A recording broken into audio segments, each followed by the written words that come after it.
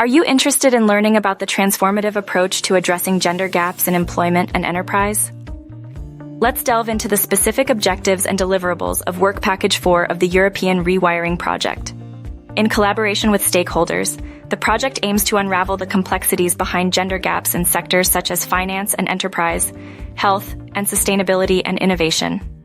The focus is on understanding both explicit rules and implicit messages contributing to these gaps at various levels. The project seeks to co-create innovative solutions to eliminate gender gaps in both European and African labor markets. Through a multidisciplinary approach, the goal is to provide practical tools and training kits derived from theoretical insights and better practices. In WP4, there are 5 deliverables, including a toolkit on gender gap in representation at work, a best practice map on addressing the gender pay gap, and workshops and podcasts on better practices in protection from sexual harassment in the workplace. The ultimate aim is to facilitate governments and organizations in identifying areas for improvement and driving tangible change in the short, medium, and long term. Stay tuned for more insights into this transformative equality approach.